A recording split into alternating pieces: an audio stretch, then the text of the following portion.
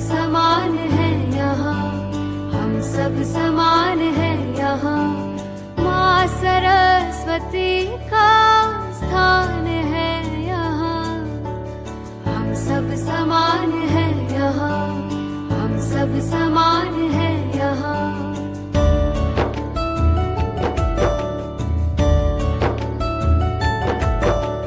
शिक्षा समझ संस्कारों की चाह है यहाँ, हर चुनौती आसान बनाए अल्फा संकुल विद्या का।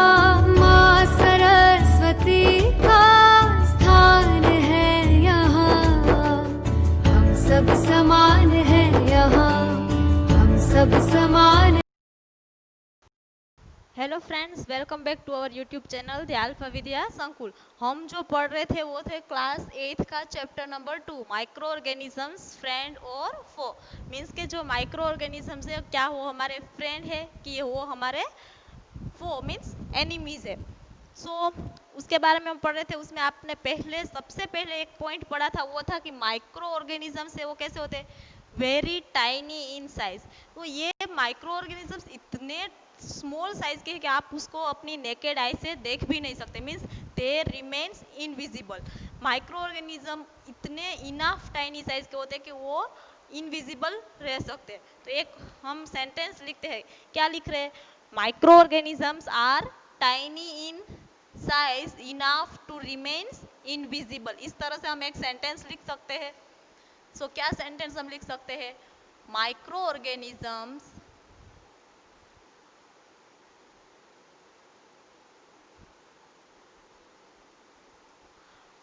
are tiny enough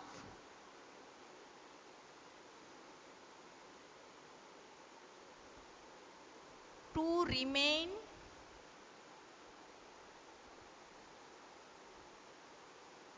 invisible। यहाँ पे आप ये एक सेंटेंस देखकर ही उसकी दो कैरेक्टरिस्टिक्स के बारे में अंदाजा लगा सकते हो। वो क्या है कि जो माइक्रो ऑर्गेनिजम्स है वो इतने टाइनी है कि वो कैसे रह सकते, इनविजिबल। मीन्स आप उसे अपनी नेकेड आई से नहीं देख सकते। उसे देखने के लिए आपको एक डिवाइस का यूज करना पड़ेगा। वो कौन सी डिवाइस का यूज आप कर सकते हो, या तो आप मैग्नीफाइंग लेंस का यूज कर सकते हो, या तो आप माइक्रोस्कोप का यूज कर सकते हो। ये दोनों ही चीजें हमने कल पढ़ी थी, लेकिन आज फिर से रिवाइज कर ले। They can only be seen under magnifying lens।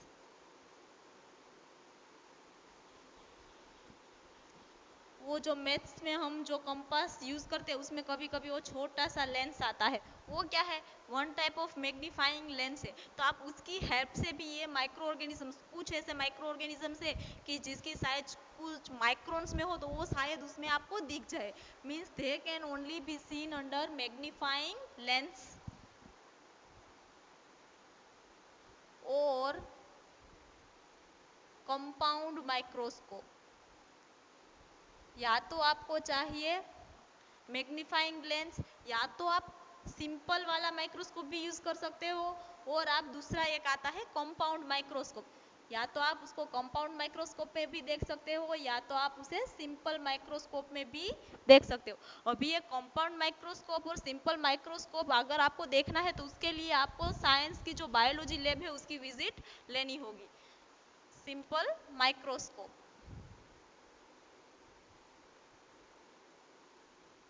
और ये वाला जो सिंपल माइक्रोस्कोप है वो रॉबर्ट हुक नेम से एक साइंटिस्ट है, उन्होंने अपने आप से खुद अपना एक माइक्रोस्कोप बनाया था। और उसमें उन्होंने पहली बार क्या देखे थे, सेल, कि जो हमें पता है कि कोई भी लिविंग ऑर्गेनिज्म है तो वो सेल से बने हैं। यही वाला जो ऑर्गेनिजम्स है वो सेल से बने हैं। वो जो सेल वाला पूरे का पूरा एक यूनिट है वो आपके सिलेबस में है, जिसके बारे में हम तभी बात करेंगे, लेकिन ये जस्ट फॉर इंफॉर्मेशन।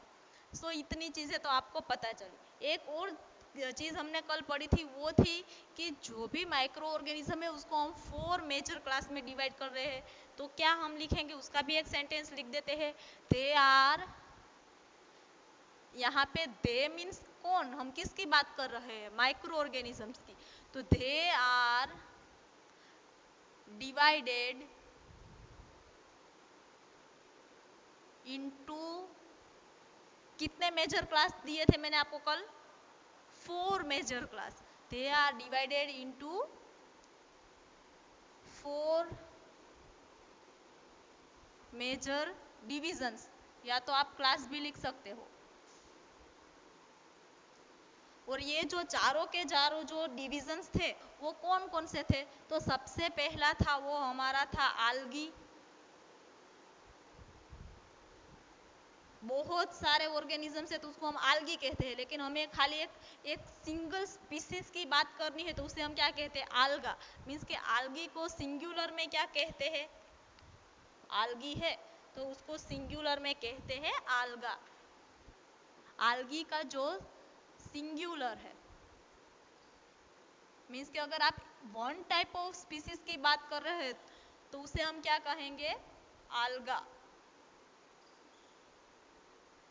दोनों वर्ड सेम है, वन टाइप ऑफ स्पीसीज है। जो हमारा सेकेंड क्लास था या तो हमारा सेकेंड डिवीजन है वो था फंगाई। फंजाई उसका भी सेम, फंजाई को अगर आप सिंगुलर में कहोगे तो उसे हम क्या कहते हैं, फंगस। फंगाई को सिंगुलर में कहते हैं फंगस। ये वाली सारी की सारी टर्मिनोलॉजी जो है वो आपको याद रखनी है, क्योंकि अगर आप हायर स्टैंडर्ड्स में जा रहे हो विथ बी ग्रुप तो आपको ये सारी की सारी टर्मिनोलॉजी आगे भी आएगी। अगर अभी से पता है तो फिर आगे जाकर कुछ डिफिकल्टी आपको महसूस नहीं होगी। सिंगल है तो उसे हम कहते हैं फंगस। मीन्स फंजाई और फंगस दोनों एक ही है, कोई दोनों अलग अलग वर्ड नहीं है। लेकिन फंजाई है वो क्या है, फंगस का प्लूरल है। जो थर्ड वाला क्लास था वो थे हमारे बैक्टीरिया, और जो फोर्थ क्लास था वो था प्रोटोजुअन्स। मीन्स के प्रोटोजुआ। तो ये जो सारे के सारे माइक्रो ऑर्गेनिजम्स है वो ये 4 क्लास के अंदर डिवाइड होते हैं। अभी आप देख सकते हो कि ये जो 4 क्लास है उसमें जो आप बात करो कि ये जो 4 क्लास के जो अलग अलग आप एग्जाम्पल लोगे, यही चैप्टर में हम आगे कई सारे एग्जाम्पल्स भी देखेंगे, तो आप देख सकते हो कि ये सारे के सारे ऑर्गेनिजम्स है उसमें से कुछ ऐसे है कि जिसको देखने के लिए आपको माइक्रोस्कोप की ही ज़रूरत रहती है, लेकिन कुछ स्पीसीज ऐसी भी है जो आपको आपकी नेकेड आई से दिखती है। मीन्स कि यहाँ पे आपको 2 टाइप का क्लासिफिकेशन मिलेगा। जो भी हमारे माइक्रो ऑर्गेनिजम्स है वो 2 टाइप्स के हो सकते हैं। कौन कौन सी, तो एक टाइप है कि वो यूनिसेल्यूलर हो सकते हैं, मीन्स कि वो सिंगल सेल से बने हो सकते हैं, या तो वो मल्टी सेल्यूलर मीन्स एक से ज़्यादा सेल से बने हुए होते हैं। क्या है यूनिसेल्यूलर और क्या है मल्टी सेल्यूलर, उसके बारे में हम 10 सेल वाले चैप्टर में डिटेल में पढ़ेंगे, लेकिन आप अभी थोड़ा सा याद रख लो। तो माइक्रो ऑर्गेनिजम्स है वो 2 टाइप से हो सकते हैं।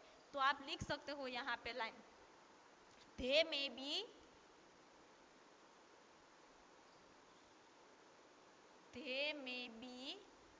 यूनिसेल्यूलर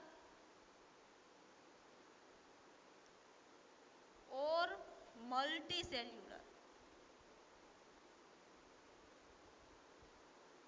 मीन्स के हमारे जो माइक्रो ऑर्गेनिजम्स है वो यूनिसेल्यूलर भी हो सकते हैं या तो फिर वो मल्टी सेल्यूलर भी हो सकते हैं। अभी यहाँ पे मैं यूनिसेल्यूलर को अगर मैं स्प्लिट करूँ, ये वाला जो मेरा वर्ड है उसको मैं क्या कर रही हूँ, स्प्लिट कर रही हूँ। अगर मैं इसको स्प्लिट करूँ तो मेरे पास 2 वर्ड्स आएंगे, एक आएगा यूनि और दूसरा आएगा सेल्यूलर, इस तरह से। सो यहाँ पे यूनि का जो मीनिंग होता है, यूनि मीन्स सिंगल, हम कह सकते हैं uni means single, unique means single, और सेल्यूलर मीन्स सेल ऑर्गेनाइजेशन या तो सेल्यूलर अरेंजमेंट आप कह सकते हो। सो यहाँ पे मैं लिख देती हूँ सेल ऑर्गेनाइजेशन। मीन्स जो भी यूनिसेल्यूलर ऑर्गेनिजम्स है वो एक ही सेल से बने होते हैं। मीन्स कि उसके पूरे के पूरे जो भी फंक्शंस है वो एक सिंगल सेल होता है वही परफॉर्म करता है।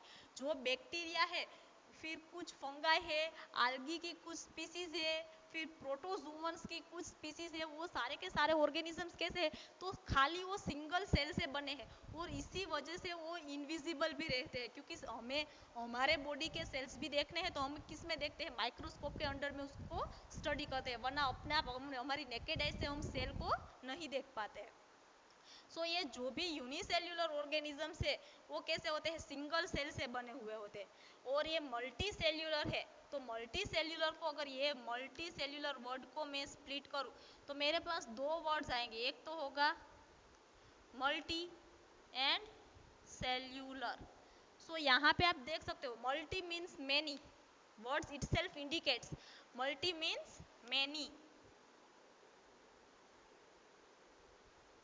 और सेल्यूलर मीन्स सेल ऑर्गेनाइजेशन, या तो आप यहाँ पे सेल्स लिख सकते हो।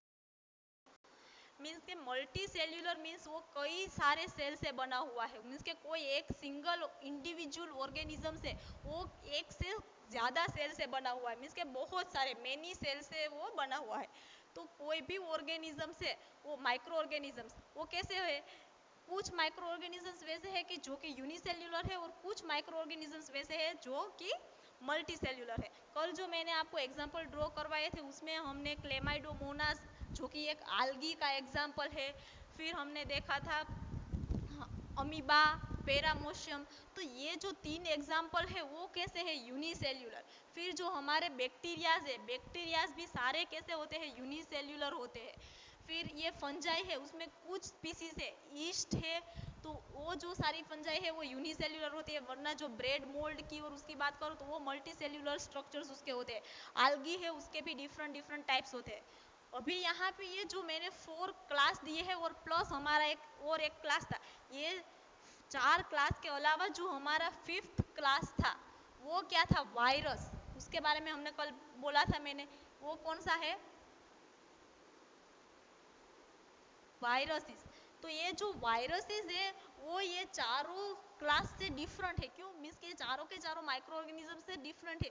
क्यों डिफरेंट है वो मैंने आपको कल बताया था कि वायरस को कोई भी होस्ट की ज़रूरत रहती है, रिप्रोडक्शन के लिए वायरस को कोई अलग होस्ट की ज़रूरत रहती है, वो अपने आप से रिप्रोड्यूस नहीं हो सकते।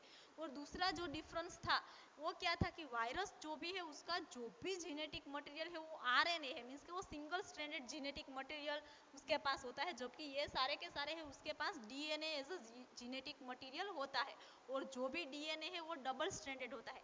किस तरह से होता है वो आप हायर क्लासेस में सीखोगे, लेकिन यहाँ पे ये इतने टाइप्स के जो भी माइक्रो ऑर्गेनिज्म है उसके बारे में हमें स्टडी करना है। अभी आपकी जो टेक्स्ट बुक में है उसमें हमें क्या पढ़ना है कि वो माइक्रो ऑर्गेनिज्म है वो हमारे फ्रेंड है कि फो, मीन्स के ये जो माइक्रो ऑर्गेनिज्म है वो हमारे लिए बेनिफिशियल है या हार्मफुल है। तो माइक्रो ऑर्गेनिज्म से वो दोनों तरीके से होते हैं, कुछ माइक्रो ऑर्गेनिजम्स वैसे होते हैं कि जो कि हार्मफुल होते हैं और कुछ माइक्रो ऑर्गेनिजम्स वैसे हैं जो हमारे लिए बेनिफिशियल है। तो आप एक सेंटेंस लिख सकते हो, some micro organisms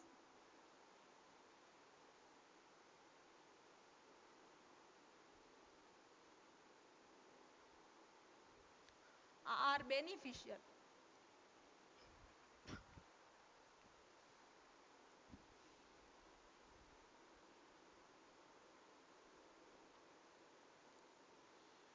and some are harmful।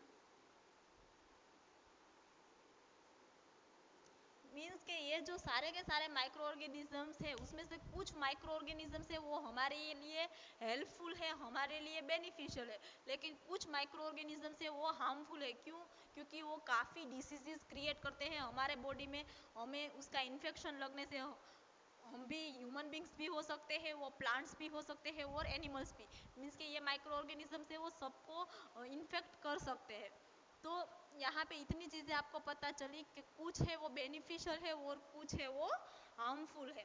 लेकिन यहाँ पे आप हमारा टॉपिक देख रहे हो, where do micro organisms live, ये तो सारी बात हुई माइक्रो ऑर्गेनिजम्स के बारे में, लेकिन ये माइक्रो ऑर्गेनिजम्स आपको कहाँ देखने को मिलते हैं, तो आपको मैं बता दूं ये माइक्रो ऑर्गेनिजम्स है वो हर जगह देखने को मिलते हैं। और अर्थ का आप कोई भी पार्ट ले लो वो कोई भी पार्ट में आपको माइक्रो ऑर्गेनिजम्स मिल ही जाएंगे। फॉर एग्जांपल हम बात करें डेड सी, तो आपने डेड सी के बारे में एक सुना होगा कि डेड सी है उसमें आपको किसी भी टाइप की फिशेस देखने को नहीं मिलेगी, इसीलिए उसका नेम क्या है, डेड सी। और वहाँ पे जो सोल्ट की डेंसिटी, वो सोल्ट का जो प्रोपोर्शन है वो वाटर में वो काफ़ी ज़्यादा है, उससे क्या हुआ है वाटर की डेंसिटी भी बहुत ही इंक्रीज हो गई। मीन्स कि उसका जो वाटर है इतना सोल्टी है, मीन्स इतना सलाइन है कि वहाँ पे कोई भी स्पीसीज नहीं है, लेकिन वहाँ पे बैक्टीरिया है। मीन्स बैक्टीरिया क्या है, one type of micro organisms. तो वो जो इतना सोल्टी वाटर है या तो इतना ज़्यादा सलाइन वाटर है उसमें कोई दूसरे ऑर्गेनिज्म सर्वाइव नहीं कर पा रहे हैं, लेकिन बैक्टीरिया है, कुछ बैक्टीरिया की स्पीसीज है जो वो वाटर के अंदर आपको मिल जाएगी, जो वहाँ पे सर्वाइव कर रही है। मीन्स आप अर्थ का कोई भी रीजन ले लो, आपको वहाँ पे माइक्रो ऑर्गेनिजम्स तो मिल ही जाएंगे। सो आप एक सेंटेंस लिख सकते हो, क्या सेंटेंस लिख सकते हो, micro organisms exist everywhere in entire earth.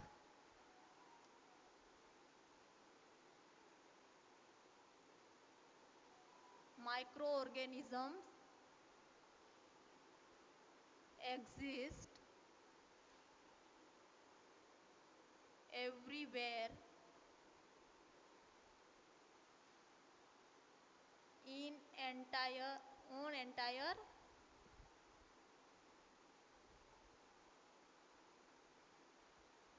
Earth. Means आप अर्थ का कोई भी पार्ट ले लो, आपको वहाँ पे माइक्रो ऑर्गेनिजम्स मिल ही जाएंगे। मीन्स फॉर एग्जांपल वो कहाँ से, तो वो पोलर रीजन्स में भी आपको मिल जाएंगे। मीन्स फॉर एग्जांपल आप लो, मीन्स हमारे जो ग्लेशियर्स है पोलर रीजन्स,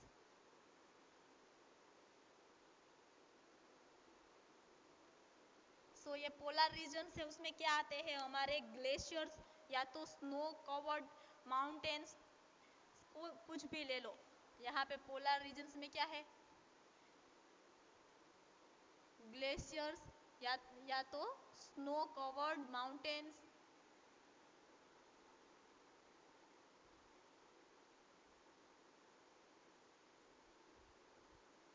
वहाँ पे भी आपको माइक्रो ऑर्गेनिज्म मिल जाएंगे। मीन्स के एकदम कोल्ड लैंड है वहाँ पे भी आपको माइक्रो ऑर्गेनिज्म मिल जाएंगे। या तो आप कोई हॉट स्प्रिंग ले लो, या तो आप क्या ले रहे हो, हॉट स्प्रिंग। मीन्स के जहाँ से वो गर्म पानी निकलता है, वैसी कई सारी रिवर्स है कि जिसका जो वाटर है वो कैसा होता है, एकदम हॉट होता है, वार्म वाटर होता है। या तो ऐसे स्प्रिंग भी होते हैं छोटे छोटे, जैसे हम कहते हैं ना गर्म पानी के कुंड, तो वहाँ पे भी आपको बैक्टीरियाज है वो मिल जाएंगे। मीन्स के माइक्रो ऑर्गेनिजम्स है वो मिल जाएंगे। या तो आप बहुत ही हॉट रीजन की बात करो, तो हॉट रीजन में क्या आता है, डेजर्ट्स एंड डेजर्ट्स, डेजर्ट्स में भी मिल जाएंगे। या तो डेजर्ट्स के अलावा आप कोई मार्सी एरिया ले लो, means marshy land. Marshy lands means एकदम वाटर लॉज्ड जो एरिया होते हैं, जहाँ पे पानी है एकदम भरा रहता है और पूरे का पूरा ऐसे दलदल हो गया है, मीन्स ऐसे दलदल वाला जो भी एरिया होता है वहाँ पे उसे क्या कहते हैं, मार्शी लैंड्स। तो वहाँ पे भी आपको क्या मिल जाएंगे, bacterias. Marshy lands means water log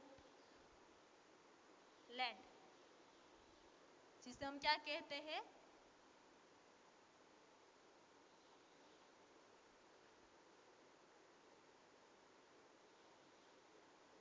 दलदल। उसमें भी आपको क्या मिल जाएंगे, ये सारे के सारे जो माइक्रो ऑर्गेनिजम्स है वो मिल जाएंगे। अभी ये माइक्रो ऑर्गेनिजम्स की कुछ कैरेक्टरिस है और कुछ एग्जांपल्स है जो कि आपके सिलेबस में नहीं है, टेक्स्ट बुक में नहीं है, लेकिन अगर आप एनटीएससी या तो नेशनल ओलंपियाड्स, जी नीट की जब भी आप एग्ज़ाम की प्रिपरेशन कर रहे हैं तो वहाँ पे आपको कुछ एग्जांपल्स भी आ जाएंगे जिसको आपको पता ही नहीं चलेगा कि ये कौन से टाइप का माइक्रो ऑर्गेनिज्म है।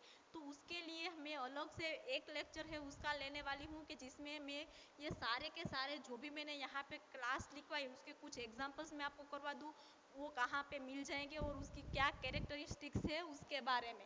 लेकिन आज जो हम पढ़ेंगे वो तो हम हमारा इंटेक्स का जो मीन्स कि आपकी टेक्स्ट बुक में जो सिलेबस है उसके हिसाब से ही पढ़ेंगे। सो आपको इतना तो अभी पता चल गया कि माइक्रो ऑर्गेनिजम्स है वो हर जगह दिख जाते हैं। पोलर रीजन्स में भी दिख जाते हैं, हॉट स्प्रिंग में भी दिख जाते हैं, डेजर्ट एरिया में भी दिख जाते हैं, मार्शी लैंड्स में, पोन्ड्स में, रिवर्स में, हर जगह आपको माइक्रो ऑर्गेनिजम्स दिख जाते हैं। अभी ये जो थे कि माइक्रो ऑर्गेनिजम्स हमें कहाँ पे देखने को मिलते हैं। अभी जो पहले हम बात करेंगे वो क्या है, micro organism as our friend. Means हम बात करेंगे friendly micro organisms. Means micro organisms हमारे लिए एज अ फ्रेंड कैसे बिहेव करते हैं। Micro organisms as a friend.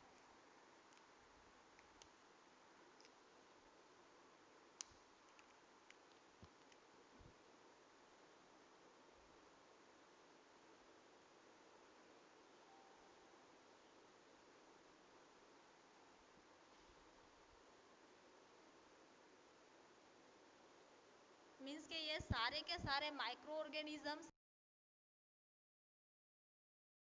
से वो हमारे लिए बेनिफिशियल किस तरह से एज अ फ्रेंड्स। मीन्स यहाँ पे हमें उससे बेनिफिट्स कौन कौन से मिल रहा है। मीन्स हमें यहाँ पे क्या मिलेगा, उसके कुछ बेनिफिट्स। सो आपको पता ही होगा कि कोई भी अगर प्लांट का वेस्ट है या तो एनिमल का वेस्ट है, यहाँ पे मैं किसकी बात कर रही हूँ, प्लांट्स वेस्ट।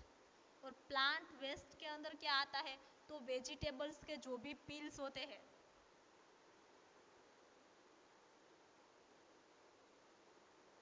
या तो उसके ड्राई लीव्स,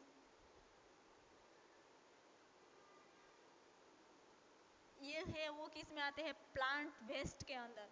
या तो फिर एनिमल्स के जो रिमेन्स होते हैं,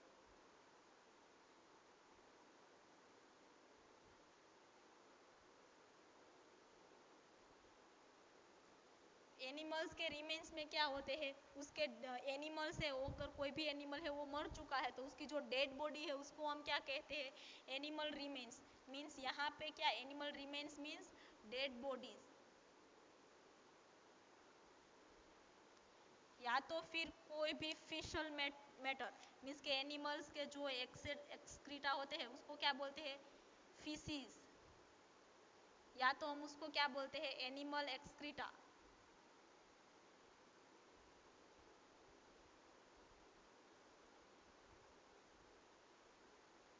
तो ये सारी की सारी चीजें हैं वो एनवायरनमेंट को क्या करती है, मेक्स एनवायरनमेंट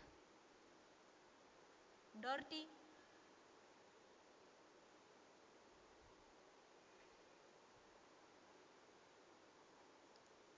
मीन्स ये जो सारी की सारी चीज़ें हैं वो क्या करती है, एनवायरनमेंट्स को गंदा करती है। तो ये जो सारी की सारी चीज़ें हैं उसको माइक्रो ऑर्गेनिजम्स क्या करते हैं, उसको ब्रेक डाउन कर देते हैं। उसके ये सारी की सारी चीज़ें हैं वो कॉम्प्लेक्स मोलिकुलर फॉर्मेशन से बनी है। तो सारे के सारे जो माइक्रो ऑर्गेनिजम्स है, फॉर एग्जांपल बैक्टीरिया, उसको कहते हैं सेप्रोफाइट्स। ये जो सेप्रोफाइट्स है, सेप्रोफाइट्स मीन्स वैसे बैक्टीरिया या तो वैसे माइक्रो ऑर्गेनिजम्स जो डेड बॉडीज को अपने एज अ फूड लेते हैं, तो उसे क्या कहते हैं, सेप्रोफाइट्स। वो क्या करेंगे, ये सारे की सारा जो भी डर्ट है उसको डिकम्पोज कर देगा लेस हार्मफुल सब्सटेंस में। मीन्स के जिससे हमें हार्म कम हो वैसे सब्सटेंस के अंदर उसे क्या करेगा, ब्रेक डाउन कर देगा। तो क्या करेगा, हमारे जो भी माइक्रो ऑर्गेनिजम्स है उसका जो पहला बेनिफिट है वो क्या है, माइक्रो ऑर्गेनिजम्स लाइक, कैसे, कौन कौन से माइक्रो ऑर्गेनिज्म, तो micro organisms like bacteria and fungus.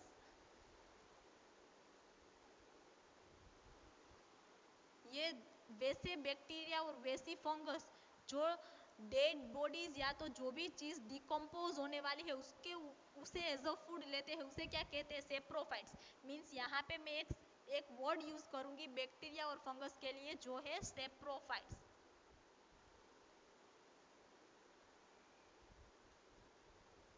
Decompose this waste, यहाँ पे जो ऊपर जो वेस्ट बनता है उसे डिकम्पोज कर देता है into simpler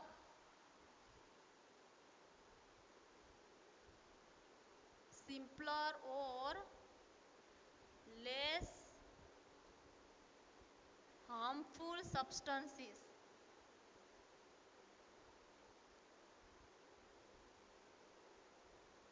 which may be used again by other living organism.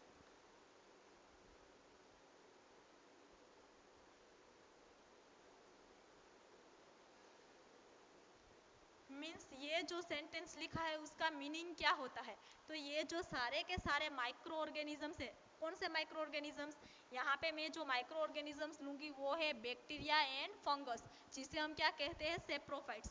ये जो सेप्रोफाइट्स है वो क्या करेंगे, ये सारे के सारे जो भी वेस्ट मटेरियल है उसको डिकम्पोज करेगा, उसे अपना फूड लेगा, तो उससे क्या होगा, उसमें कुछ केमिकल रिएक्शंस होंगी।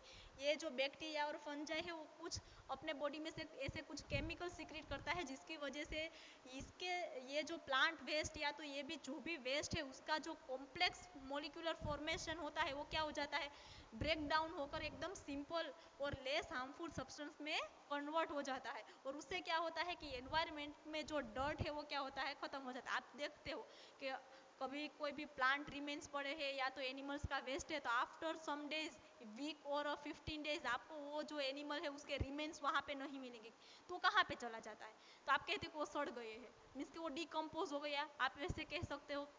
तो डिकम्पोज हो गई है, क्यों डिकम्पोज हुए, तो उसके ऊपर किसने एक्शन किया होगा, तो ये जो हमारे माइक्रो ऑर्गेनिजम्स है, बैक्टीरिया और फंजाई जैसे, उनके एक्शन की वजह से क्या होगा, ये जो डर्ट है वो लेस हार्मफुल सब्सटेंस में कन्वर्ट हो जाएगा।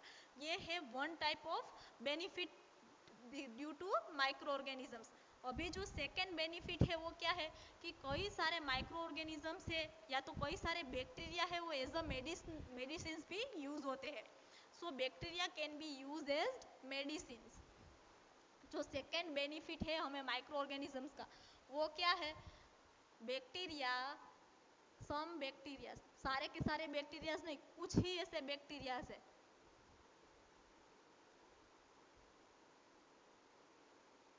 some bacteria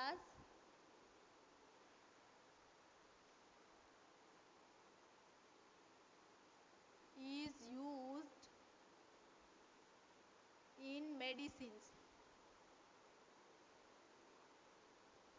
सो आपको यहाँ पे एक चीज तो ऐसे लगेगी कि मैडम हम बैक्टीरिया को मारने के लिए तो मेडिसिन का यूज करते, तो यहाँ पे बैक्टीरिया कैसे एज अ मेडिसिन यूज होंगे, तो ऐसे कुछ स्पीसीज ऑफ बैक्टीरियाज है कि जो क्या दूसरे बैक्टीरियाज को किल करने में यूज होते हैं, या तो कोई प्लांट्स है, प्लांट्स के ऊपर कोई बैक्टीरिया ने इन्फेक्शन लगाया है, तो वो कुछ ऐसी स्पीसीज होती है अलग से कि जो वो वाले बैक्टीरिया को क्या कर सकती है, डिस्ट्रॉय कर सकती है, उसकी वजह से हम उसे क्या करेंगे, सम बैक्टीरियाज में be used as a medicine.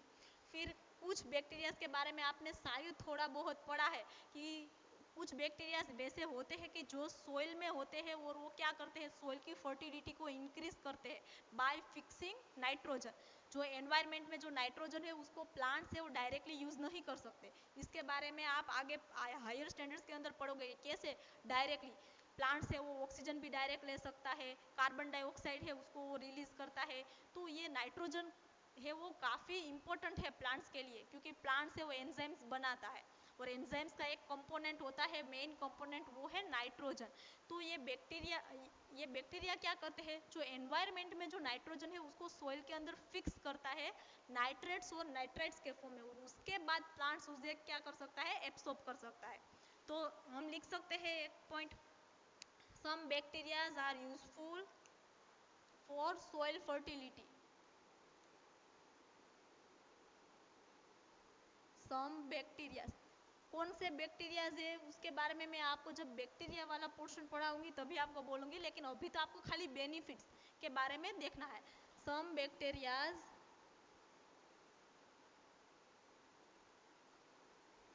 are useful to increase soil fertility।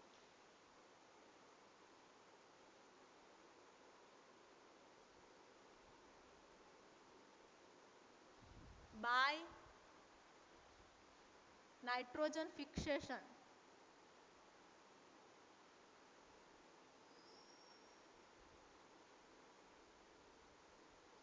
तो अभी आपको ये वर्ड आया है, क्या है? Nitrogen fixation. तो ये नाइट्रोजन फिक्सेशन है वो क्या है? वो पूरी की पूरी एक नाइट्रोजन साइकिल है।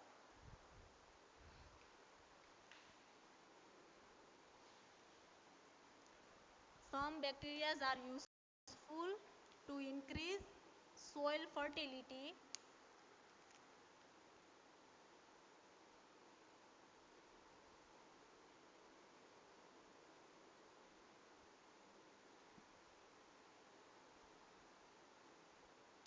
by nitrogen fixation.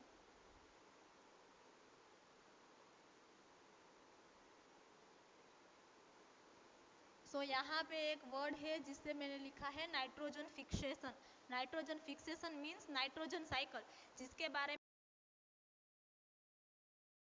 में आप डिटेल में 9th स्टैंडर्ड में पढ़ोगे, लेकिन 8th स्टैंडर्ड में भी आपको नाइट्रोजन साइकिल आती है, यही वाले चैप्टर में है जो मैं आपको लास्ट में करवाऊंगी। तो कुछ बैक्टीरिया है वो सोइल की फर्टिलिटी को इंक्रीज करने में भी यूज होते हैं। फिर कुछ माइक्रो ऑर्गेनिजम्स वैसे हैं कि जो कि फूड में यूज होते हैं। फूड में किस तरह से? Means useful in making curd and bread, या तो in food items. Some microorganisms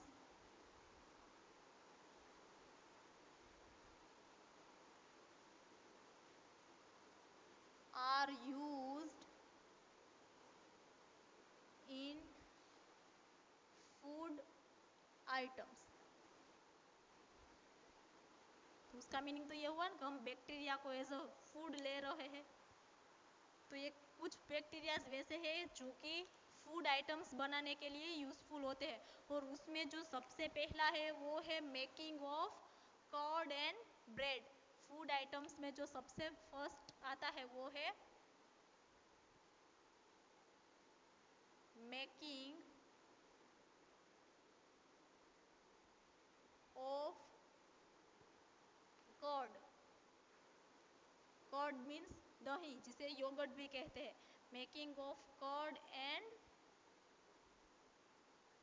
bread. यहाँ पे एक क्वेश्चन अराइज होता है कि कर्ड, दही बनाने में बैक्टीरियाज कैसे यूज होते हैं? तो आपको पता है कर्ड किस में से बनता है? मिल्क में से। आप एक सेंटेंस लिख सकते हो,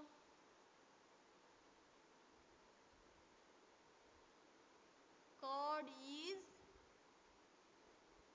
मेड फ्रॉम मिल्क। और ये जो मिल्क है उसमें क्या होता है? लैक्टोज होता है, और कर्ड में जो लैक्टोज है वो चेंज होकर लैक्टिक एसिड में कन्वर्ट होता है। तो अभी ये जो लैक्टोज में से लैक्टिक एसिड का जो कन्वर्जन होता है वो अपने आप से तो होगा नहीं, क्योंकि ये केमिकल रिएक्शन है, और केमिकल रिएक्शन अपने आप से तो होते नहीं है। तो क्या होगा? जो भी मिल्क होता है उसमें कुछ बैक्टीरियाज होते हैं जो कि मिल्क को कन्वर्ट कर देते हैं कर्ड में, और वो जो बैक्टीरियाज है उसका नाम है लैक्टोबैसिलस। यहाँ पे क्या होता है? बैक्टीरियाज लाइक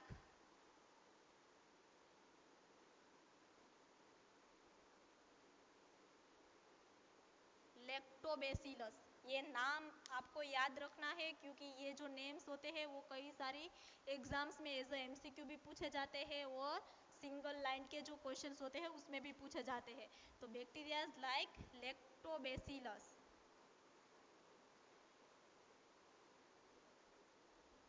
ये जो लैक्टोबैसिलस नेम ही आया है क्यों? क्योंकि मिल्क में लैक्टोज नाम का शुगर होता है, और वो क्या करता है? लैक्टोज को कन्वर्ट करते हैं लैक्टिक एसिड में, इसीलिए उसका नाम है Lactobacillus. Lactobacillus converts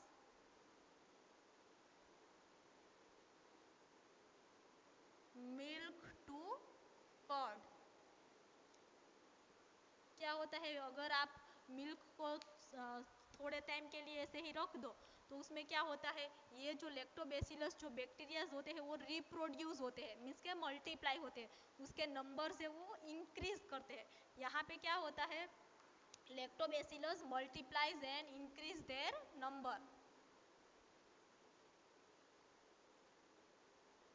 lactobacillus multiply. Lactobacillus है वो मल्टीप्लाई हो रहे हैं, मीन्स उसके नंबर्स है वो इंक्रीज हो रहे हैं, उसमें रिप्रोडक्शन हो रहा है। Lactobacillus multiplies to increase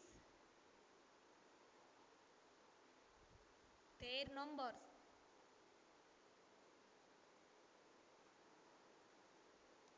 and hence curd is formed। और उसी वजह से क्या होता है, कर्ड है वो बनता है, मिल्क में से क्या फॉर्म हो जाता है, कर्ड। फिर जो है वो क्या है, मेकिंग ऑफ ब्रेड।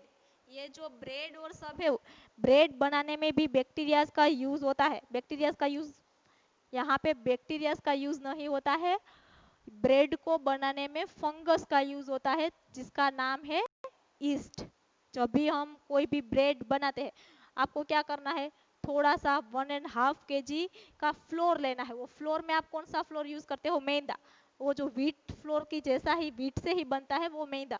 उसमें क्या करने का, आपको वाटर डालने का और क्या डालने का, पिंच ऑफ ईस्ट। क्या डालना है, ईस्ट डालना है।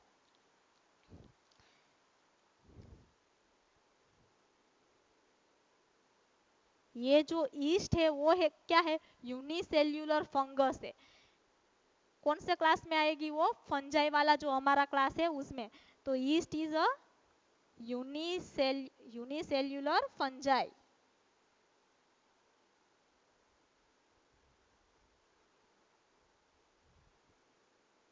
और ये जो यूनिसेल्युलर फंजाई है वो किस में यूज होती है, is used for making dough of idlis,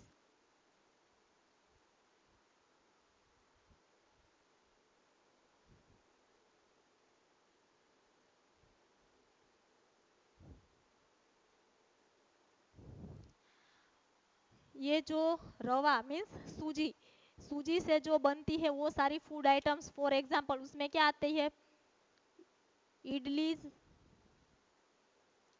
and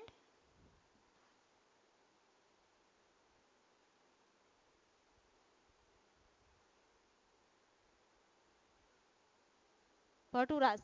ये जो इडलीज और भटूरास के जो डोज बनते हैं उसमें भी ईस्ट है वो उसका यूज होता है। एंड जो ब्रेड बनाते हैं हम, ब्रेड बनाने के लिए हम कौन सा डो यूज करते हैं, and making of bread dough. Bread बनाने के लिए हम मैदा का यूज करते हैं, तो उसका जो डो होता है उसमें भी क्या डाला जाता है, ईस्ट को डाल दिया जाता है। और ये ईस्ट है वो क्या होती है, धीरे धीरे मल्टीप्लाई होती है और उसकी वजह से उसमें से कार्बन डाइऑक्साइड गैस निकलती है। जब भी ये ईस्ट है वो मल्टीप्लाई होती है, yeast multiplies and releases carbon dioxide.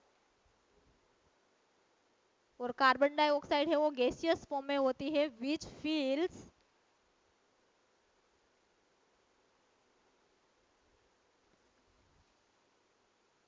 The dough and volume of it increases. क्या होता है, जो ब्रेड का जो डो होता है उसको आप देखो तो आपने शाम को अगर ब्रेड का डो बनाकर रखा है, या तो शाम को ये जो इडलीज या भटूरास का जो डो है वो रखा है, और अगर आप उसे सुबह आप देखते हो तो पूरे का पूरा उसका वॉल्यूम है वो इंक्रीज हो जाता है। मीन्स के पूरे का पूरा वेसल है वो डो से भर जाता है। तो आपने एक्स्ट्रा तो उसमें एक्स्ट्रा तो फ्लोर डाला नहीं है, तो ये डो कैसे इंक्रीज होता है। तो यहाँ पे जो ये ईस्ट ऑर्गेनिज्म आपने एक ईस्ट है वो वन टाइप ऑफ फंगस है, वो क्या कर रहा है, वो जो ये फूड आइटम्स है आपने जो फ्लोर लिया है उसमें से उसकी जो कार्बोहाइड्रेट्स है उसको एज अ फूड यूज कर कर क्या करता है, खुद का मल्टीप्लिकेशन करते हैं। और उसके मल्टीप्लिकेशन की वजह से उसमें से कार्बन डाइऑक्साइड नाम की गैस रिलीज होती है और उसकी वजह से ये पूरे का पूरा डो है वो आपको ऐसे स्पंजी लगेगा और ये जो पूरे का पूरा डो है उसका वॉल्यूम है वो इंक्रीज हो जाएगा और उसी वजह से जो भी कोई ढोकलास या वो कुछ हम बनाते हैं वो कैसे हो जाते हैं, एकदम सॉफ्ट होते हैं। इडलीज और सब आप देखो तो एकदम सॉफ्ट होती है, वो इसी वजह से होती है, बिकॉज ऑफ ईस्ट। तो ये जो डोज डोज का जो भी उसका वॉल्यूम इंक्रीज करने में भी क्या यहाँ पे जो हमारा माइक्रो ऑर्गेनिज्म फंगस है वो यूज होता है, जो कि ईस्ट है। बाकी के जो एग्जाम्पल्स है जो फूड आइटम्स के, उसमें क्या आता है, pastries, making of pastries, cake, चीज, ये सारी चीजें बनाने में भी माइक्रो ऑर्गेनिजम्स है वो बेनिफिशियल है हमारे लिए। सो ये थे कुछ उसके बेनिफिट्स। अभी कई सारे बेनिफिट्स बाकी है जो कि कमर्शियल लेवल के, फॉर्मेशन ऑफ अल्कोहल, वो सारे है वो बेनिफिट्स ऑन कमर्शियल लेवल, उसके बारे में हम नेक्स्ट लेक्चर में बात करेंगे। लेकिन यहाँ पे जो आपका जो होमवर्क है वो कहा जाए तो ये जो जितना भी मैंने बोर्ड पर लिखा है वो सारे पॉइंट्स आपको नोट डाउन करने हैं और उसे आपको होमवर्क में लिखने हैं। बायोलॉजी है वो मेमोराइज करने का सब्जेक्ट है, मीन्स उसको आप याद करो तो ही वो याद रहते हैं, उसको आपको एकदम रिवीजन की जरूरत रहती है। तो आपको ये सारे के सारे पॉइंट्स लिखने हैं और उसे होमवर्क में 1 टाइम या 2 टाइम्स लिखने हैं।